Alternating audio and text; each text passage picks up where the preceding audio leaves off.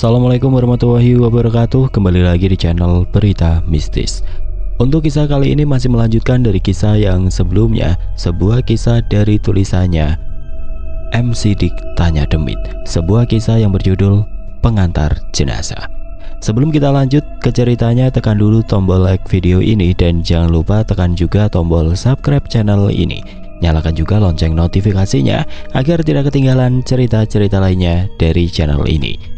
Buat teman-teman yang pengen belanja-belanja, nanti silahkan saja klik etalase yang ada di pojok kiri bawah, atau teman-teman bisa kunjungi link pembelian yang ada di kolom deskripsi.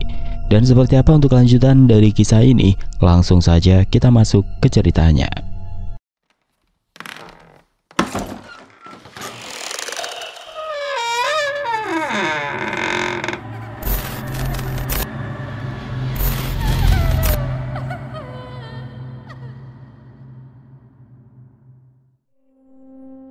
Suasana kampung Sepu kini mulai berganti malam. Matahari turun tepat di balik gunung yang tinggi itu dengan kelelawar yang terlihat keluar dari sarangnya. Sebuah pemandangan yang indah untuk dilihat. Namun di satu sisi, pemandangan itu akan berganti dengan suasana yang sepi dan gelap ketika malam tiba. "Jang, malam sekarang kan kita berhenti di dalam rumah," tampak seseorang berkata kepadanya yang terdengar olehku ketika dia sedang membeli sesuatu di warung. Ujang hanya mengangguk pelan. Dia berkata bahwa warung juga akan buka lebih lama karena ingin membantu orang-orang yang sedang menginap di rumahnya. Aku tidak terlalu mengerti apa yang dia katakan, namun nampaknya dia dan para warga tahu atas apa yang akan dia lakukan pada malam ini. Suasana malam di kampung Sepu kini sunyi. Hanya suara angin dingin yang sesekali menerpa pepohonan dari kejauhan. Aku, Usep dan Bunga nampak dijamu pada malam itu. Ujang sengaja memasak beberapa masakan untuk aku makan. Bahkan dia sudah mempersiapkan kasur dan bantal untuk kita beristirahat di tengah rumah. Bunga kembali terdiam. Dia hanya berkata bahwa dia memutuskan untuk tidur karena dia kini tidak berani mendekat setelah Ujang memegang kotak tersebut pada malam ini. Entah apa yang dia katakan, namun ketika aku mengoreknya lebih dalam, Bunga langsung tertidur pulas begitu saja di atas kasur kecil yang sudah dipersiapkan. Aku dan Usep yang masih sedikit canggung di situasi ini akhirnya memutuskan untuk beristirahat. Kondisi tubuh yang lelah, juga pikiran yang kacau sepanjang perjalanan, akhirnya bisa beristirahat dengan tenang. Dan aku berharap bahwa semuanya akan baik-baik saja hingga pagi menjelang. Aku mulai memejamkan mataku, dan aku pun larut dalam lautan mimpi yang kini menenangkanku.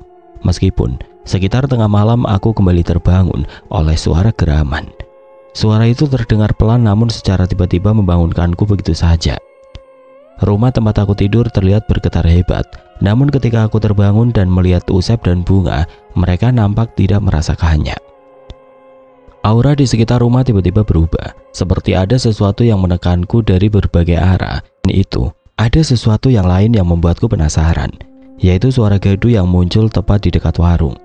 Aku seketika bangkit. Aku takut terjadi apa-apa dengan jenazah Pak Wira karena mobil ambulan yang kita kendarai terparkir tepat di depan warung. Aku yang kini sudah berdiri langsung berlari ke arah pintu rumah. Namun nampaknya sesuatu terjadi pada malam itu. Terkunci. Pintu itu nampak terkunci dari luar. Entah Ujang sengaja menguncinya atau memang pintunya macet. Aku benar-benar tidak tahu akan hal tersebut. Namun yang pasti pintu itu terasa berat dan susah untuk dibuka. Jujur, aku sedikit panik pada saat itu, apalagi tiba-tiba muncul lagi sebuah geraman dengan suara seseorang yang nampak berat dan terlihat marah di luar sana. Tiba-tiba bulu kuduku langsung berdiri. Aku langsung menoleh ke arah jendela dan mencoba melihat ke sela-sela tirai secara perlahan. Di sana terlihat Ujang sedang duduk di dekat mobil ambulan yang terparkir di dekat warung. Tubuhnya membelakangiku sehingga aku tidak tahu apa yang sebenarnya dia lakukan sekarang. Namun di sana tubuhnya nampak tenang.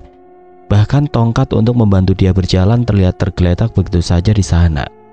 Tapi semakin lama aku melihatnya, secara tiba-tiba aku melihat sosok yang asing terlihat menemaninya. Sosok yang secara perlahan terlihat karena muncul dari balik rumpun bambu dan pepohonan yang ada di seberang warung. Sosoknya terlihat tinggi besar. Sepertinya itu ada hubungannya dengan apa yang akan kita lakukan apabila kita langsung ke gunung tersebut tanpa bantuan Ujang. Bayangan itu seolah maju, Bahkan secara perlahan terlihat dengan jelas oleh kedua mataku di bawah sinar bulan yang samar. Dia terlihat sangat marah, bahkan dia menggeram tepat di dekat Ujang. Salah satu tangannya yang besar bahkan memegang atap mobil dengan mudahnya, sehingga mobil ambulan itu nampak bergetar hebat ketika dia datang.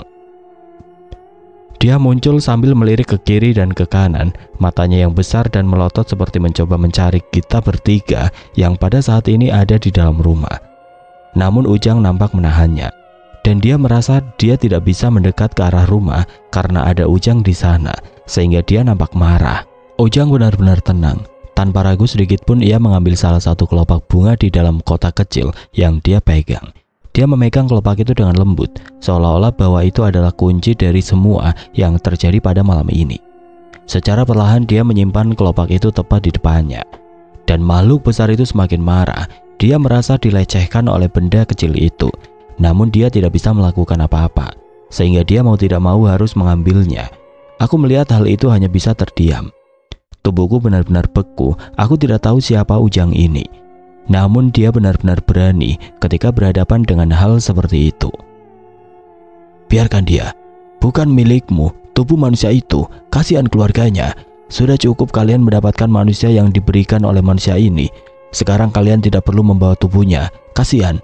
Biarkan dia hitung-hitungan dengan yang maha kuasa di alam yang lain atas apa yang dia perbuat. Setelah Ujang berkata seperti itu, makhluk itu hanya terdiam. Dia lalu mengambil kelopak bunga itu dengan wajahnya yang nampak marah. Bahkan dia seperti tidak rela dengan hal tersebut, sehingga dia menghilang. Berbuk. Tiba-tiba tubuh bunga yang awalnya tertidur pula secara tiba-tiba bergetar hebat. Tubuhnya terlihat terangkat secara perlahan di udara. Lalu tidak lama dia kembali jatuh dan kembali tertidur seperti tidak terjadi apa-apa pada dirinya. Aku tidak sadar atas apa yang terjadi kepada bunga. Pandanganku masih saja ke Ujang yang terlihat duduk di dekat ambulan. Tidak lama kemudian Ujang nampaknya tahu bahwa aku melihatnya dari arah jendela, karena tiba-tiba dia menoleh ke arahku dan tersenyum tipis sambil berkata dengan pelan, "Semuanya sudah selesai." Senyumannya terlihat tenang. Bahkan senyumnya itu tiba-tiba membuat suasana di dalam rumah kembali melegakan. Tidak seperti tadi yang terasa dingin dan menusuk hingga ke kulit ketika makhluk itu datang. Aku tidak tahu apa yang terjadi sebenarnya. Semuanya benar-benar terasa aneh. Dan ketika Ujang selesai dengan urusannya, dia terlihat kembali ke arah warung. Lalu tidak lama dia membaringkan tubuhnya di kursi depan warung sambil menatap sinar bulan. Sebelum akhirnya dia memejamkan matanya seperti tidak terjadi apa-apa dengan dirinya. Ketika pagi tiba, Ujang tiba-tiba datang dan menghampiri kita bertiga. Bunga yang bangun paling awal kini terlihat duduk di warung sambil membawa kotak yang dia bawa. Ada sifat yang lain muncul dari dalam dirinya. Selain dia tersenyum, Bunga nampak bisa tertawa sekarang. Ujang terlihat asik mengobrol dengannya, bahkan ketika dia bertanya tentang Pak Wira.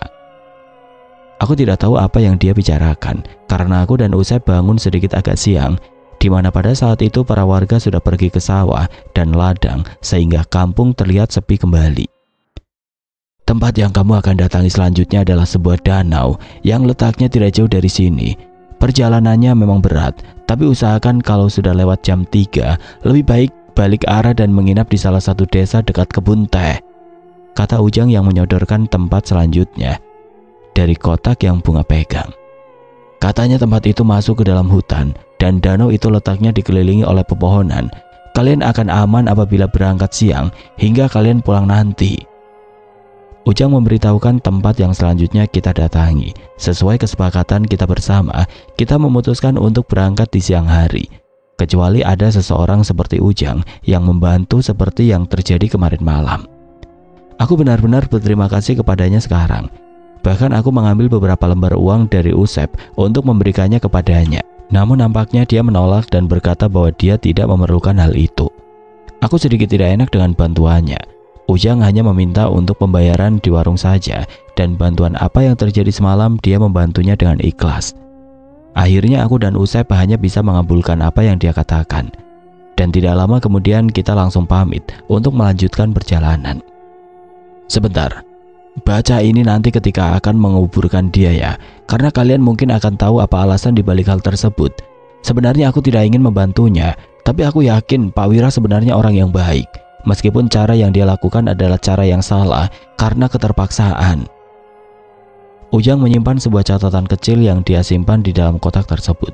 Entah apa yang dia tulis, namun sepertinya dia menggali informasi kepada Bunga ketika dia bercanda dengannya. Aku dan Usep hanya bisa mengangguk dan berterima kasih kepadanya.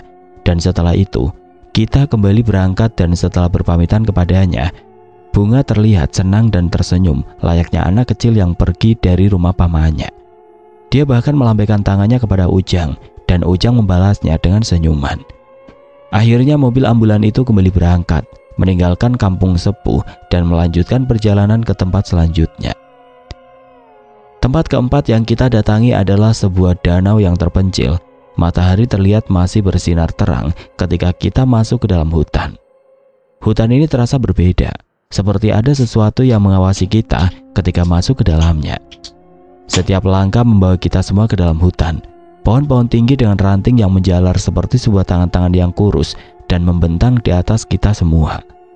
Jalanan yang kita lalui pun dipenuhi oleh dedaunan yang basah dan lumpur yang lengket, menandakan bahwa jalanan ini jarang sekali dikunjungi oleh manusia.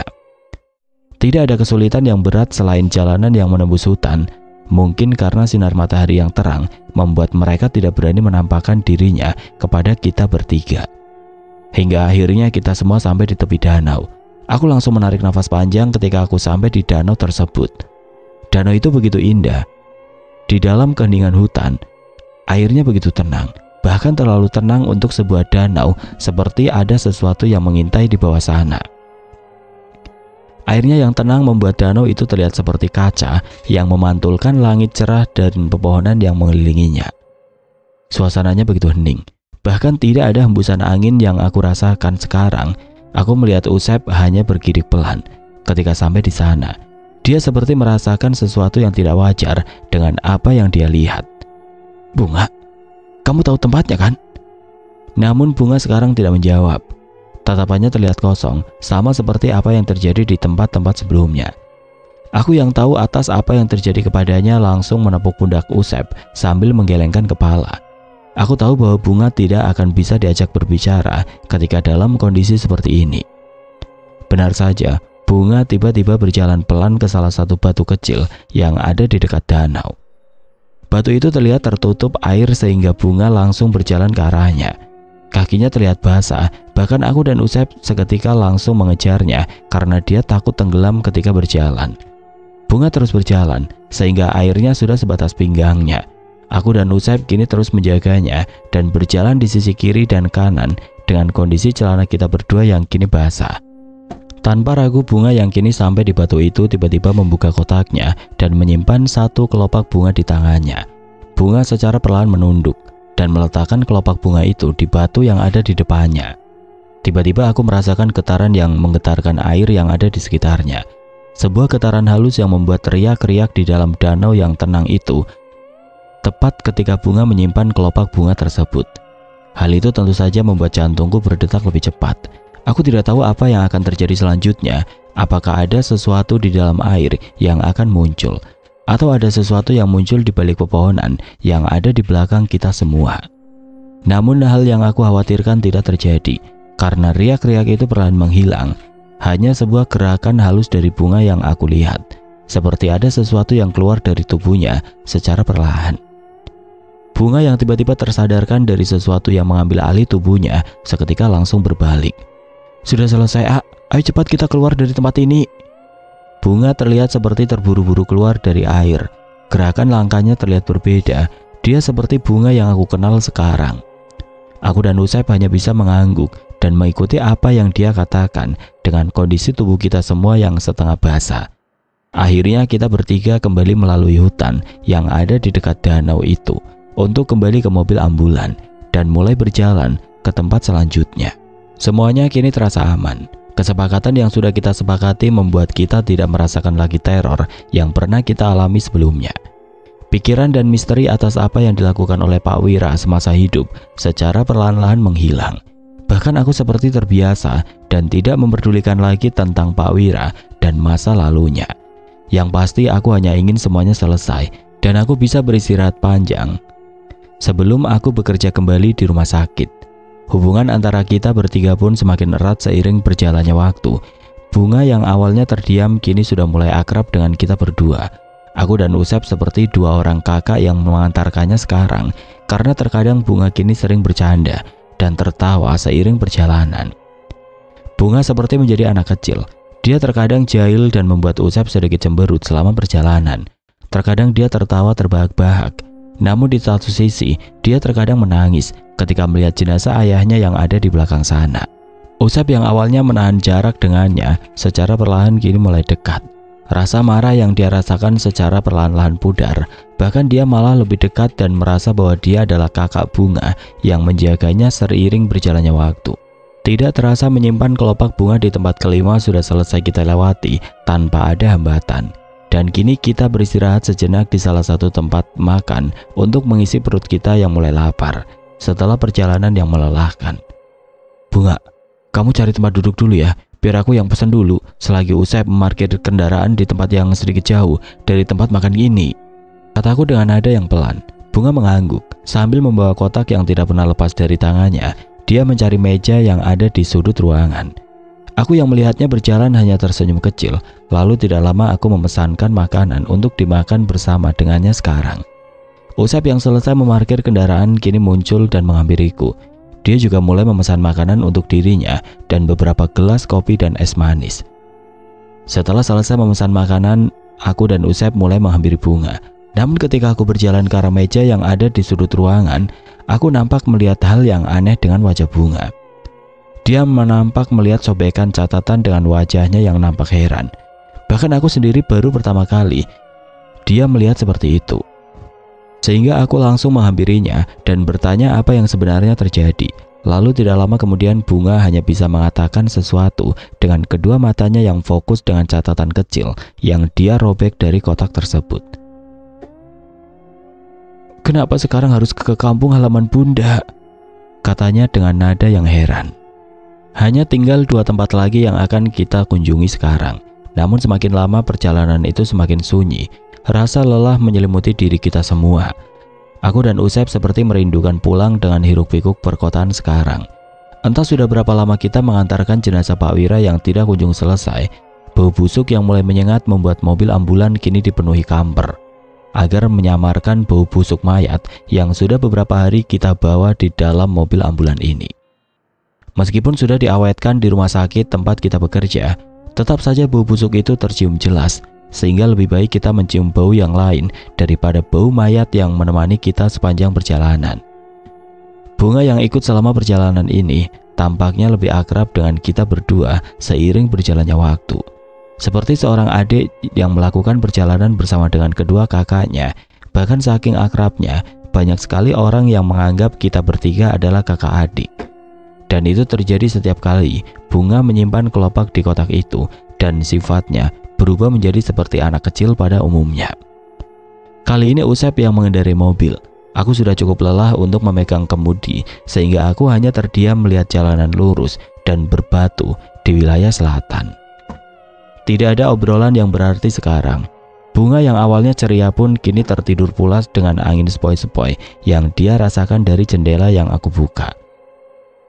Berapa jauh lagi, Sep? Tanyaku yang mencoba memecah keheningan pada saat itu.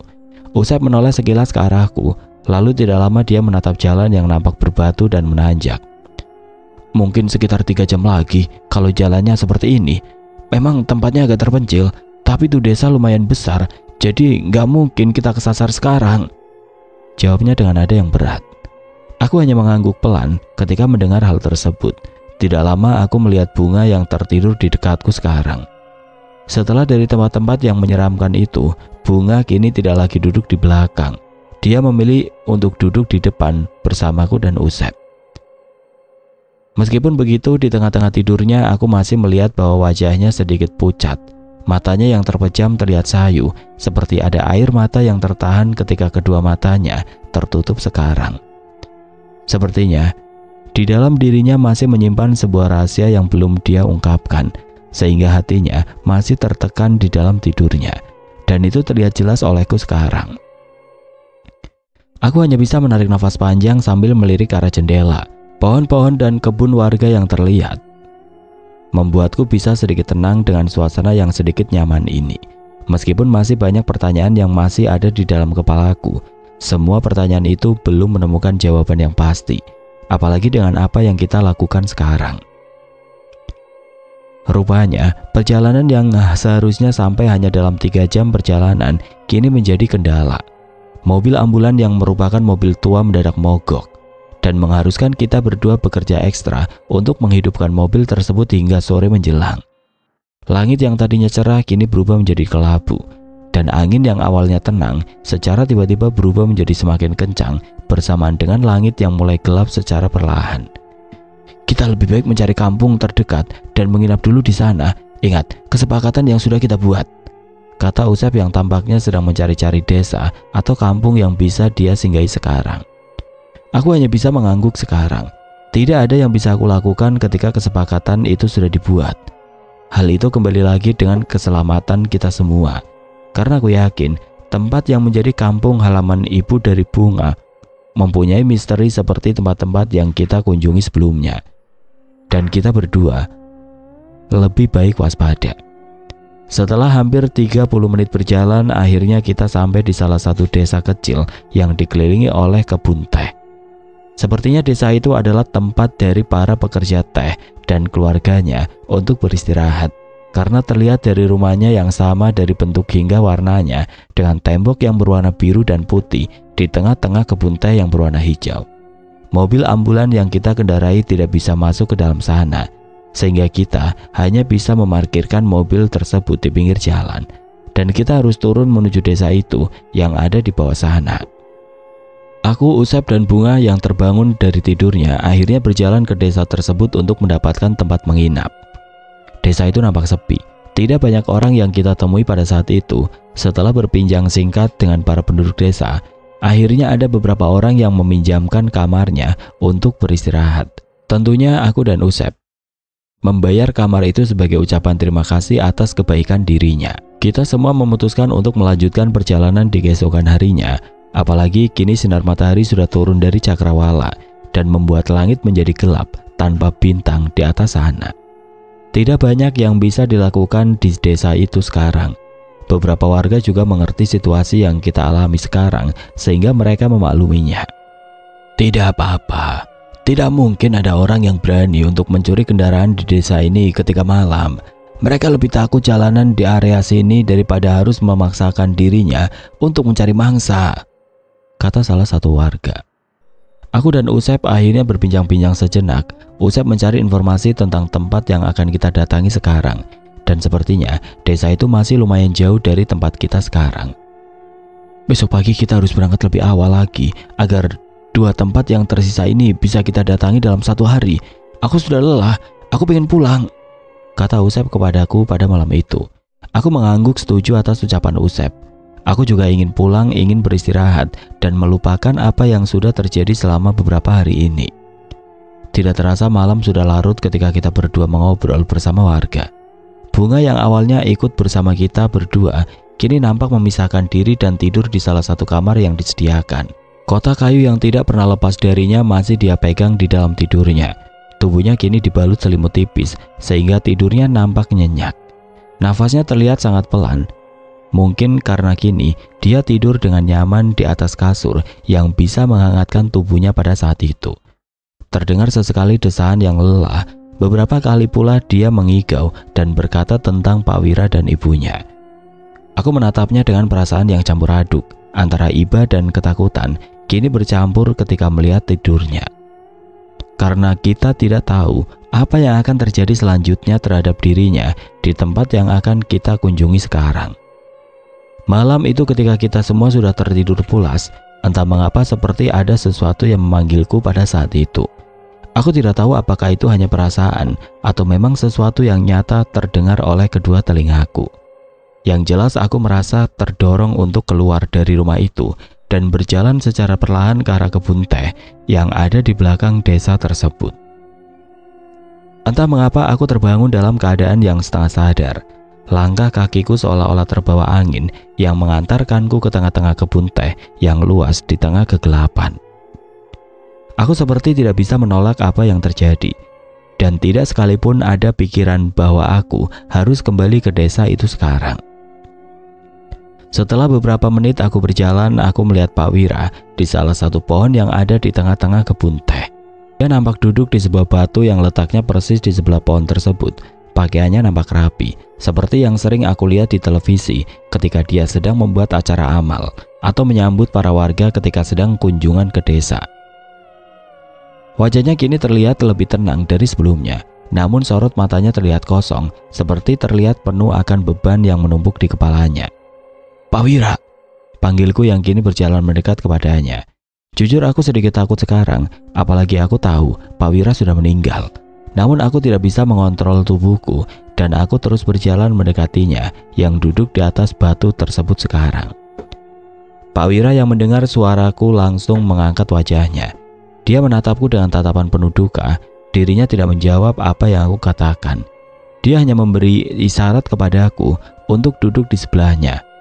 Pada saat itu, dan entah mengapa, tubuh ini seperti mengikutinya dan berjalan mendekati sosok yang menjadi penyebab dari semua ini. Aku akhirnya duduk di sebelahnya. Hawa di sekitar kita berdua nampak begitu dingin. Bahkan saking dinginnya membuatku menggigil karena tidak kuat dengan hawa dingin yang aku rasakan pada saat itu. Pak Wira nampak terdiam. Tidak ada satu kata pun keluar dari mulutnya pada saat itu. Aku tidak berani untuk menatapnya karena aku tahu bahwa dirinya adalah sosok yang sudah meninggal. Dan kini dia duduk tepat di sebelahku sekarang. Setelah beberapa saat aku duduk di sana di dalam keheningan, akhirnya Pak Wira mulai membuka suara. "Aku minta maaf kepadamu," katanya dengan suaranya yang pelan. Suara yang terdengar berat namun syarat akan penyesalan yang dia pendam di dalam dirinya. "Aku minta maaf telah membebani kalian semua. Apalagi kalian juga harus menjaga bunga dan apa yang sudah aku lakukan selama hidup." Aku menatapnya dengan perasaan yang campur aduk sekarang, namun aku juga harus menjawabnya karena aku juga ingin tahu atas misteri yang ada di balik semua ini. "Kenapa Bunga harus menanggung semua ini, Pak? Kenapa harus dia, Bunga yang masih kecil dan Bapak tinggalkan, harus terlibat dengan semua urusan ini?"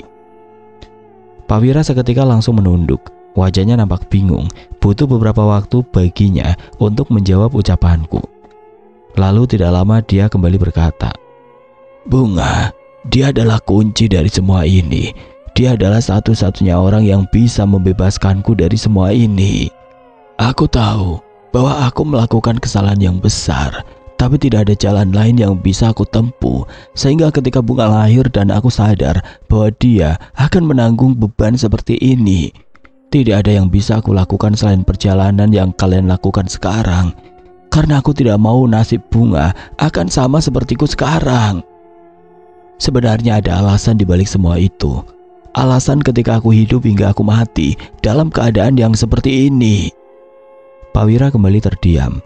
Ada jeda panjang sebelum dia melanjutkan apa yang akan dia katakan. Wajahnya kini terlihat sedang menyusun kata-kata yang tepat atas apa yang akan dia bicarakan kepadaku pada saat itu. Aku berasal dari keluarga yang pernah dihancurkan oleh kekuasaan dan uang. Sewaktu kecil, keluargaku difitnah oleh kepala desa. Keluargaku dituduh oleh sesuatu yang tidak pernah kita lakukan sebelumnya. Keluargaku hancur. Bahkan tidak lama kedua orang tuaku meninggal karena hidupnya penuh beban. Dan hal itu membuat aku dan kakakku kini hidup sendirian di desa itu dengan penuh kebencian dari para warga. Setelah kejadian itu, aku memutuskan keluar dari desa dan kakakku memutuskan untuk tinggal dan menjaga satu-satunya warisan rumah dari kedua orang tuaku dengan beban yang harus dia tanggung setiap harinya. Aku tumbuh dengan keinginan untuk membuktikan bahwa aku bisa merubah nasibku, tentu saja untuk membalas dendam kepada mereka yang telah menghancurkan keluargaku pada saat itu. Suara Pak Wira semakin lirih, bahkan nyaris berbisik, seperti ada beban yang dia keluarkan dari dalam mulutnya ketika dia menceritakan hal tersebut. Satu-satunya cara agar aku bisa melakukan balas dendam tersebut adalah mendapatkan jabatan dan kekuasaan yang lebih tinggi dari mereka. Maka dari itulah aku keluar dari desa dan mencari bagaimana caranya aku mendapatkan hal itu dengan cara apa yang aku punya. Pak Wira kembali terdiam. Dia menatap kebun teh yang gelap itu sejenak sebelum akhirnya dia kembali berkata kepadaku, "Tapi untuk mendapatkan kekuasaan itu tampaknya tidaklah mudah. Aku membutuhkan uang yang banyak, lebih banyak uang daripada yang aku bayangkan. Aku sadar, sekeras apapun aku bekerja, aku tidak akan mendapatkan uang untuk meraih kekuasaan. Sehingga aku berpikir, ketika aku banyak uang, maka kekuasaan akan datang sendiri kepada aku. Sehingga aku mulai berpikir bagaimana aku bisa mendapatkan uang dengan cepat. Dan hasilnya, aku menemukan bahwa aku bisa mendapatkan hal itu apabila aku mendatangi salah satu tempat yang pernah kalian kunjungi." Aku mengerutkan dahi ketika mendengar hal itu, dan tidak lama aku tanpa sadar menjawab nama tempat yang dia ceritakan kepadaku dengan nada yang pelan. "Makam Loi Gawir?" tanyaku pelan. Pak Wira hanya mengangguk pelan. Tatapannya terlihat memandangi kebun teh yang gelap itu sebelum akhirnya dia melanjutkan ceritanya. "Ya, di makam itu aku diberi kesempatan untuk mendapatkan kekayaan yang selama ini aku impikan. Tapi tentu saja ada harga yang harus dibayar," kata Pak Wira yang memandangi kegelapan di depannya. "Aku harus melakukan sebuah ritual yang mengharuskan aku untuk membuat salah satu makam di sana. Aku melakukan hal itu sebagai salah satu syarat perjanjian yang akan aku lakukan. Karena setelah aku meninggal, seharusnya tubuhku dimakamkan di makam itu sebagai bayaran atas apa yang aku dapatkan." Jujur, aku kaget mendengar hal tersebut. Misteri yang selama ini aku simpan di dalam pikiranku secara perlahan-lahan mulai terkuak. Aku kini tahu bagaimana para makhluk itu datang dengan membawa keranda untuk membawa jenazah Pak Wira ketika aku sampai di sana. Dan ketika aku mendengarkan hal itu darinya, semuanya kini nampak masuk akal. Semua yang terjadi pada malam itu rupanya nyata. Bagaimana jenazah Pak Wira dibawa ke makam yang sudah dibuat olehnya seusai perjanjian yang dia buat semasa hidup. Lalu aku yang membawa jenazah itu kembali ke mobil hingga aku tidak sadarkan diri. Semuanya kini mulai terkuak secara perlahan. Namun aku masih belum mengerti tentang bunga dan apa yang dia lakukan, sehingga aku nampak ingin bertanya akan hal itu kepadanya. Meskipun tepat ketika aku akan membuka mulutku, tiba-tiba Pak Wira kembali bercerita. Dan hal itu membuatku mengurungkan niatku pada saat itu dan memilih untuk mendengarkan kembali ceritanya. "Nyatanya, menjadi kaya tidak serta-merta membuatku bisa dekat dengan kekuasaan. Uang saja tidak cukup. Aku butuh lebih dari itu untuk memenangkan simpati dan penghormatan dari orang-orang. Dan untuk itu, aku melakukan hal yang lebih terlarang lagi." Aku benar-benar menahan nafas sekarang. Bulu kuduku secara tiba-tiba merinding ketika aku mendengar hal tersebut. Apalagi suasana di sekitarku tiba-tiba berubah menjadi lebih dingin dari sebelumnya. Dan seperti ada sesuatu yang menekanku dari segala arah sekarang. Aku hanya bisa menggelengkan kepala, namun Pak Wira hanya menatap kebun teh yang gelap itu sambil sedikit tersenyum pelan. Sebelum akhirnya kembali bercerita kembali. Tiba-tiba Pak Wira menghela nafas. "Aku harus berwibawa, harus bisa menggerakkan beberapa orang. Aku harus bisa mengambil simpati orang lain sebelum masuk ke panggung kompetisi di atas sana. Aku yang awalnya orang dari desa yang kini mempunyai harta, tidak serta-merta membuat mereka mendekat. Mereka yang akan mengusungku kelak tidak akan mengetahui bahwa aku ada apabila aku tidak mengubah simpati masyarakat menjadi sebuah dukungan. Sehingga aku mencari cara. Dan ketika aku mencari, aku akhirnya dapat sesuatu yang bisa menjadi solusi akan hal itu." Aku yang awalnya terdiam secara tiba-tiba bergumam di tengah-tengah perkataannya. "Batu yang ada di pantai selatan." Sepertinya Pak Wira mendengar gumamanku, sehingga dia hanya mengangguk pelan dan kembali melanjutkan ceritanya. "Ya, batu itu adalah solusi. Aku datang ke tempat itu, juga ke kampung yang hancur karena tsunami melanda. Di sana aku mendapatkan solusi atas itu semua, meskipun ada harga yang harus aku bayar atas keinginanku pada saat itu." Pak Wira kembali melirik ke arahku, terlihat wajah penyesalan mulai muncul dari raut wajahnya yang sudah menua sebelum akhirnya kembali memalingkan wajahnya dan kembali berkata, "Aku harus menumbalkan manusia. Semakin banyak manusia yang aku tumbalkan, kewibawaanku semakin besar dan orang-orang akan menghormatiku ketika aku bertemu dengan mereka," katanya dengan suara yang mulai agak serak. Aku mulai mencari cara agar aku tidak dicurigai akan penumbalan ini. Hingga akhirnya aku mulai mendekati orang-orang yang sudah tua dan orang-orang yang sakit-sakitan dan putus asa. Aku mendekati mereka, berusaha mendapatkan empati dari mereka dan keluarganya, dan ketika rasa sakit mereka sudah tidak tertolong dan mereka sadar bahwa umur mereka tidak akan panjang lagi, aku menawarkan sesuatu yang lain, yaitu merelakan tubuh mereka untuk ditumbalkan dengan sebuah janji bahwa keluarga mereka akan makmur ketika hal itu terjadi. Sebagian dari mereka menolak, namun beberapa dari mereka juga setuju asalkan aku bisa menjaga keluarganya. Dan ketika mereka setuju, aku akan menumbalkan mereka sebagai perjanjian dengan batu itu. Jiwa mereka dicabut dengan paksa dan hanya menyisakan tubuh dan roh yang terus hidup hingga akhir hayatnya sesuai perjanjian. Aku berusaha mengantarkan jiwa-jiwa itu ke kampung yang porak-poranda ketika tsunami menerjang, membangun kampung baru yang menyimpan jiwa-jiwa itu di sana sebelum nantinya jiwa-jiwa itu dipaksa untuk menjadi budak dari para penghuni dari batu itu. Benar saja, ketika hal itu aku lakukan, secara perlahan aku mendapatkan banyak dukungan, banyak mendapatkan simpati dari masyarakat sebagai orang yang dermawan. Bahkan beberapa partai politik mendekatiku ketika aku berada di titik itu. Tentu saja politik itu tidak mudah. Banyak hal yang terjadi sehingga aku terus melakukan perjanjian-perjanjian terlarang untuk menyingkirkan sainganku, untuk mulai menghasut orang-orang yang mereka setuju dengan pendapatku.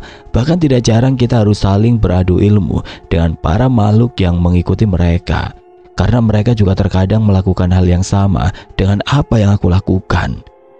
Semua itu aku lakukan karena ambisi, dan ketika aku kembali ke desa untuk menuntut balas, aku bisa dengan mudahnya menyingkirkan mereka.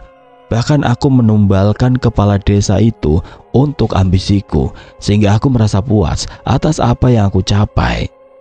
Aku hanya bisa menggelengkan kepala ketika mendengar cerita tersebut dari Pak Wira.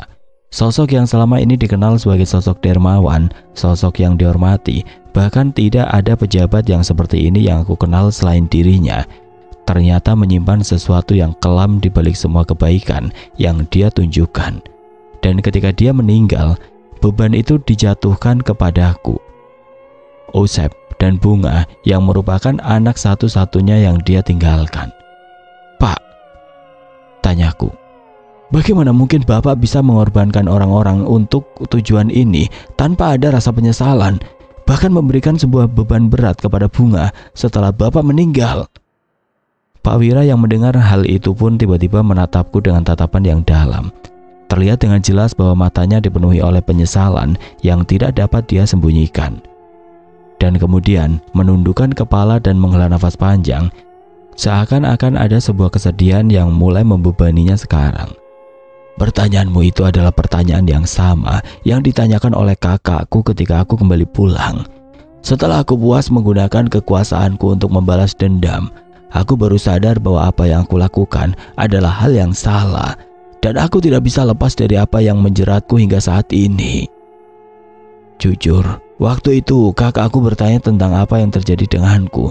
Tanpa ada rasa ragu, aku menceritakan semuanya, semua kekuasaan yang aku dapat, semua kekayaan yang aku rasakan, dan semua kepuasan ketika aku bisa menghancurkan kepala desa itu, sosok orang yang menuduh keluargaku hingga aku berbuat seperti ini. Tanah keluargaku diambil, kehormatanku dirampas, bahkan mereka menutup akses bagi kita semua agar tidak ada yang bisa membantu kita semua. Hingga hari itu, semua dendamku terbalaskan, dan hal itu akan aku ceritakan kepadanya sebagai rasa percaya bahwa aku bisa membuat mereka menanggung akibat dari apa yang mereka lakukan itu. Tapi Pak Wira tiba-tiba diam sejenak. Ketika aku menceritakan semuanya, dia marah, benar-benar marah. Tatapannya secara tiba-tiba menjadi penuh kebencian. bahkan mungkin lebih besar daripada kebencianku kepada kepala desa itu. Pak Wira menundukkan kepalanya lagi, suaranya terlihat semakin lirih sekarang. Dia bilang, apa yang aku lakukan itu salah. Bahkan dia berkata bahwa aku kini terjebak di dalam lingkaran setan yang bisa saja mengancam nyawaku atau keluargaku sekarang. Pak Wira kembali terdiam sejenak, seakan-akan kenangan itu terlalu menyakitkan untuk diungkapkan. Aku bisa melihat kedua matanya kini berkaca-kaca, dan dia sepertinya berusaha untuk menahan rasa sedihnya di depanku pada saat itu. Kita akhirnya berdebat panjang. Kakakku mencoba mengingatkanku bahwa keluarga kita sudah cukup menderita, apalagi dia yang memutuskan diam di desa, merasakan bagaimana hidup sendirian dan dikucilkan. Aku tentu saja marah. Aku berteriak kepadanya. Kita bertengkar hebat hingga akhirnya aku meninggalkan rumah itu dengan perasaan yang hampa. Aku yang mendengar hal tersebut seperti merasakan perasaan yang sangat berat dari kata-katanya. Oke teman-teman, sampai di sini dulu ceritanya. Nantikan kelanjutan kisah ini di video berikutnya. Agar tidak ketinggalan, klik tombol subscribe channel ini dan nyalakan lonceng notifikasinya. Wassalamualaikum warahmatullahi wabarakatuh.